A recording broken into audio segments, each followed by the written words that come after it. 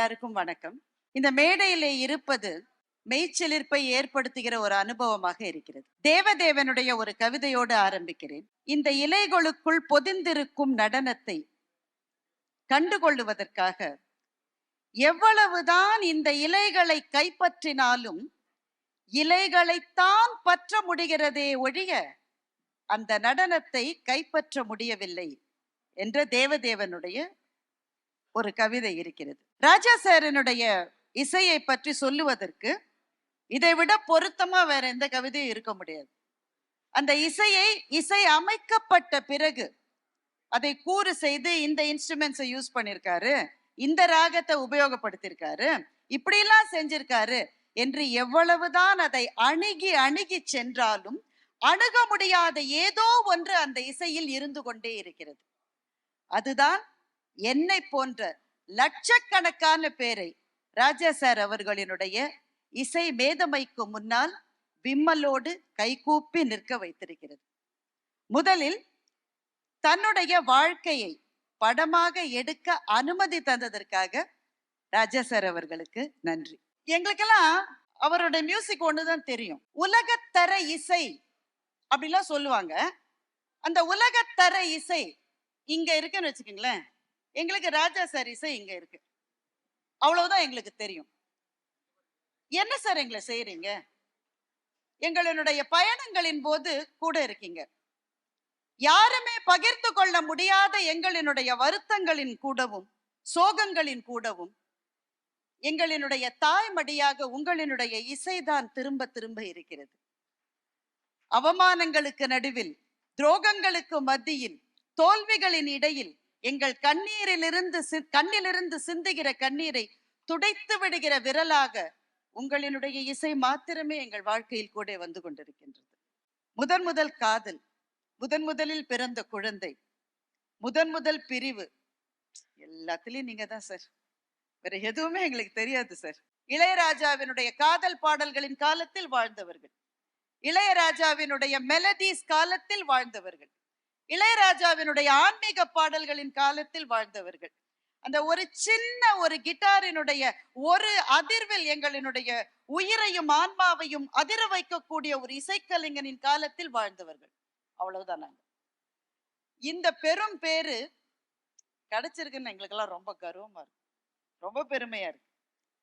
இந்த படத்தை எடுக்க ஒத்துக்கொண்டதற்காக சாருக்கும் அதில் ஈடுபட்டு இருக்கிற அத்தனை கலைஞர்களுக்கும், என்னை போன்ற இசையினுடைய நுணுக்கங்கள்லாம் ரொம்ப தெரியாம ஆனா இளையராஜா சாரினுடைய இசையே வாழ்க்கையாக வாழ்ந்து கொண்டிருக்கிற லட்சம் ரசிகர்களின் சார்பில் ஒரு நன்றி.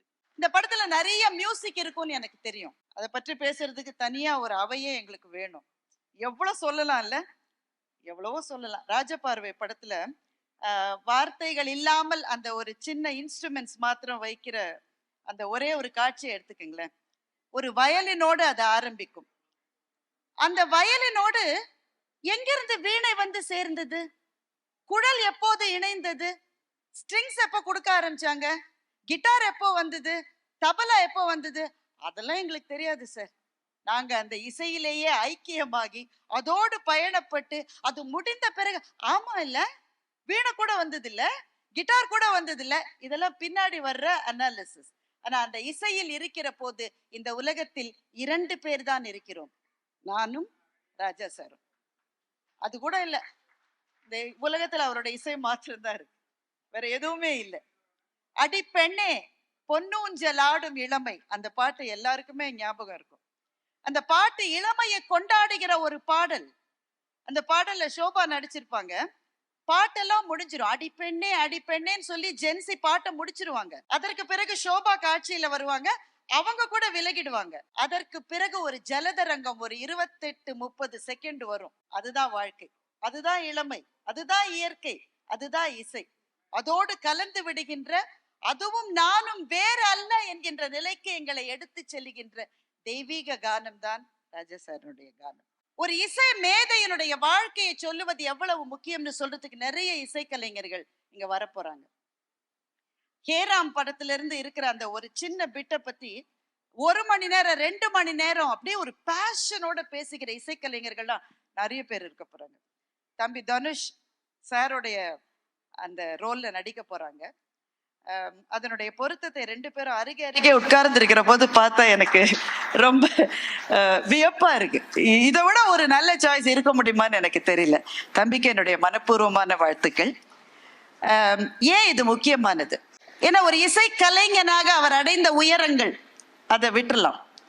ஆனா ஒரு கிராமத்து மனிதனாக கிளம்பி தனக்குள்ளே இசையை தவிர வேறு எதையுமே கொண்டிராத, யாராலும் உதவி செய்வதற்கு வழியில்லாத ஒரு ஒற்றை இளைஞனாக, அல்லது ஒரு 2-3 இளைஞர், தம்பி இருக்காங்க, பாரதி ராஜா சார் இருக்காங்க, இவர்கள் 3-4 பேராக யாரும் தூக்கிவிட இல்லாமல் தமிழகத்தின் தலைநகரத்துக்கு வந்து தன்னுடைய உழைப்பால் அர்ப்பணிப்பால் மாத்திரமே தமிழ்நாட்டின், இந்தியாவின், உலகத்தின் இசை அரங்குகளை வியக்க வைக்கிற, மலைக்க வைக்கிற ஒரு மனிதனுடைய வெற்றியை இந்த படம் சொல்ல போகின்றது. இது எத்தனை பேருக்கு ஒரு ஊக்கத்தை கொடுக்கும்னு நினைச்சு பார்க்கறதுக்கு ஒரு பார்வை வேணும்.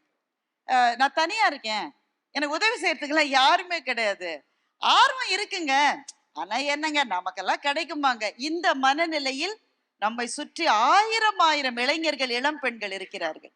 இந்த படம் அவர்களுக்கு என்ன சொல்லும் என்றால், உனக்குள்ளே அந்த அர்ப்பணிப்பு இருந்தால், உழைப்பு இருந்தால் நீ எந்த உயரங்களுக்கும் போகலாம் என்று சொல்லுகின்ற ஒரு மனிதரின் வாழ்க்கையை இந்த படம் சொல்ல போகின்றது. அதனால்தான் இது தமிழ் சினிமா வரலாற்றில், இந்திய சினிமா வரலாற்றில், உலக சினிமா வரலாற்றில் மிக மிக முக்கியமான படமாக இருக்க போகிறது என்று நான் நினைக்கின்றேன். அதற்காக பிரார்த்திக்கின்றேன். ஒரே ஒரு சின்ன காட்சி, நிறைய பேர் சொன்ன காட்சி தான், சொல்லாம இருக்க முடியல இந்த மேடையில. அமரன் சாரு அதை பற்றி, அந்த காட்சியை பத்தி சொல்லியிருக்காங்க. அந்த தெரியுதே வானம், அதுக்கு பின்னாடி என்னையா இருக்கு என்று கேட்கிற ஒரு இளம் காதலி, அவளுக்கு பக்கத்திலே இருக்கிற ஒரு காதலன். பாரதி ராஜா சார் அவருடைய படம் தான், முதல் மரியாதை படம். நீ ஓடு, நான் புல்லாங்குழல் வாசிக்கிறேன் என்று அந்த காதலன் சொல்லுகிறான். அந்த பெண் ஓட ஆரம்பிக்கிறார், அந்த இசை தொடருகிறது, அவ்வளவுதான், வசனம் கிடையாது. அதுக்கு பிறகு அவள் ஓட ஆரம்பித்து ஓடி போய் கொலையுண்டு துர்மரணம் கொண்டு கீழே விழுந்து கிடக்கிறவரை அந்த காட்சியிலே வசனம் கிடையாது, அந்த புல்லாங்குழல் மாத்திரம்தான். அது அவளோடு கூடவே பயணிக்கிறது. அவள் விழுந்து கிடக்கிறதை பார்த்து அந்த இளைஞன் அதிர்ச்சி அடைந்து அந்த புல்லாங்குழலை தூக்கி போடுறான். சார் அப்படிதான் காட்சி வச்சிருக்காரு. அது வானத்துக்கு போய் அந்த புல்லாங்குழல் மண்ணை தொடுகிறது. எனக்கு என்ன தோன்றுகிறது என்றால், அது வானத்திலிருந்து கீழே விழுந்த காட்சி அது ஒரு விஸ்வரூபம் என்று எனக்கு தோன்றுகின்றது. ஒரு அழகியலிலிருந்து மெய்யியல் வரையில் வாழ்க்கையை பார்க்கின்ற பார்வையை காட்டுகின்ற ஒரு இசைக்கலைஞனுடைய விஸ்வரூபமாக அந்த காட்சி எனக்கு தெரிகின்றது. எந்த இடத்துல எந்த சர்ப்ரைஸ் கொடுப்பாருன்னு யாராலையுமே கண்டுபிடிக்க முடியாது. தேவர் மகன் படத்துல கல்யாணத்துக்கு ஆசீர்வாதம் செய்ய போன ஒருவர் மாப்பிள்ளை ஆகிற காட்சி. அவர் தாலி எடுத்து கொடுக்க தான் போனாரு, ஆனா அவர் தான் மாப்பிள்ளையாரு. ஊருக்காக தன்னுடைய காதலை துறந்து விட்டு தாலி கட்ட போகிற அந்த இளைஞன் தாலியை கையில எடுக்கிற போது நம்ம என்ன எதிர்பார்ப்போம்? ஒரு நாதஸ்வரம். நம்ம கல்யாணத்துல அதுதானே வாசிப்பாங்க. எங்கிருந்தோ ஒரு ஷெனாய் மியூசிக் கொண்டு வருவார்.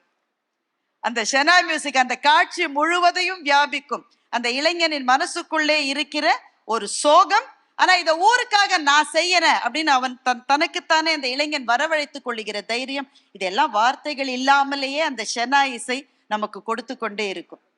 ஒரு தீபாவளி அன்று இரவு எங்கள் வீட்டினுடைய மொட்டை மாடியில் குழந்தைகளோடு உட்கார்ந்து கொண்டு வானத்தில் வெடித்து சிதறுகின்ற, ஒளியை உமிழ்கின்ற அந்த வான வேடிக்கைகளை பார்த்து கொண்டு தென்றல் வந்து தீண்டும் போது என்ன வண்ணமோ மனசுல என்கின்ற ராஜா சாரனுடைய பாடலை நான் கேட்டேன்.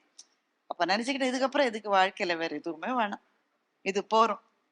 அந்த அந்த இசை, அப்புறம் நான் கூட இல்லை, அந்த இசை மாத்திரம்தான். அதுதான் காலங்களுக்கு வாழப்போகின்றது. ஒரு கலைஞனுடைய வெற்றி பயணத்தை இந்த படம் பேசும். ஆனால் அந்த வெற்றி என்பது ரோஜாக்களினாலான பாதைகள் மாத்திரம் அல்ல. இங்க இருக்கிற எல்லா கலைஞர்களுக்கும் அது தெரியும். அதுல முட்கள் உண்டு. சில சமயத்துல முள்ளு வெளியில தெரியும், சில சமயத்துல பூக்குள்ளேயே முள்ளு இருக்கும். காலை வச்சு சுருக்குன்னு குத்தின பிறகுதான் தெரியும். இந்த வலிகளோடு தான் கலைஞர்கள் வாழ்ந்து கொண்டு நம்மை ஆசீர்வதித்துக் கொண்டிருக்கின்றார்கள். ராஜா சாரனுடைய ரமண மாலையில் பிச்சை பாத்திரம் ஏந்தி வந்தேன் பாடலை கேட்டு கண்ணில் தாரை தாரையாக நீர் வழித்த ஒரு வெள்ளைக்காரரை பார்த்து நான் கேட்டேன், வாட் டிட் யூ அண்டர்ஸ்டாண்ட்? அவருக்கு அந்த வரிகள் அவருக்கு தெரியல. புரியல. அவர் திருவண்ணாமலைக்கு முதன்முறையாக வந்தவர். இது இது என்ன அனுபவம்னு சும்மா பார்க்கறதுக்காக வந்தவர். ஆனா எதுவுமே புரியாம அந்த இசை அவரை ஏதோ ஒரு ஆன்மீக அனுபவத்துக்கு மிக மிக அருகில் கொண்டு சென்றது. ஆன்மீகத்தில் அவருக்கு நம்பிக்கை இல்லாம கூட இருக்கலாம். ஆனா இந்த இயற்கையின் முன்னால், பிரபஞ்சத்தின் முன்னால் கட்டுண்டு கிடக்கிற ஒரு மாபெரும் உணர்ச்சி கொந்தளிப்பை மொழி தெரியாத ஒருவருக்கும் கொடுக்க முடியும் என்றால் அது சாரனுடைய இசை மாத்திரம்தான்.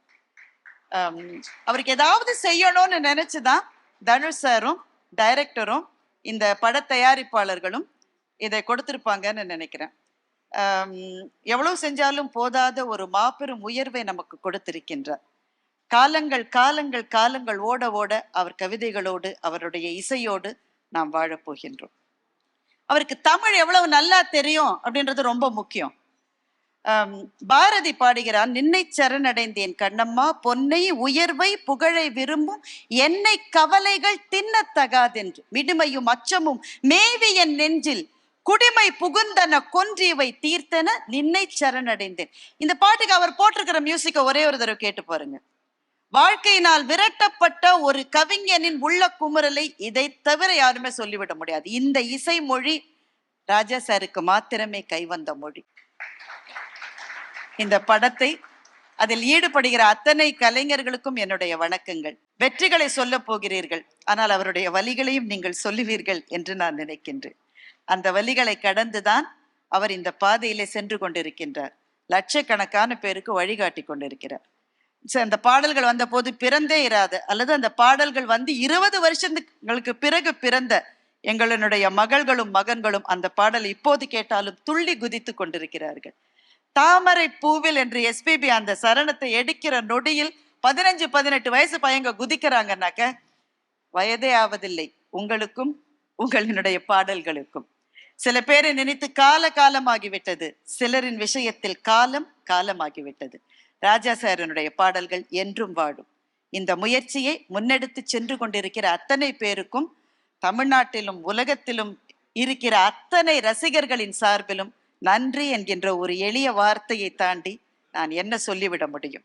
இந்த படம் சிறப்பாக வருவதற்கும் மிக பெரிதாக பேசப்படுவதற்கும் அதை எல்லாத்தையும் விட முக்கியமா எங்கெங்கோ கிராமங்களில் இருக்கிற எங்க இளைஞர்கள் அதை பார்த்து சார் போயிருக்காரு, அவருடைய வெற்றிக்கு பின்னாடி இருந்தது அர்ப்பணிப்பும் உழைப்பும் மாத்திரம்தான், அது இருந்தா நாம போயிடலாம் என்கின்ற ஒரு ஊக்கத்தை எங்களுடைய ஏழை இளைஞர்களுக்கு இந்த படம் கொடுக்கும் என்றால் அதுதான் இந்த படத்தினுடைய மாபெரும் வெற்றி என்று சொல்லி என்னுடைய வாழ்த்துக்களையும் பதிவு செய்து இந்த நல்ல வாய்ப்புக்கு நன்றி சொல்லி முடிக்கின்றேன். வணக்கம்.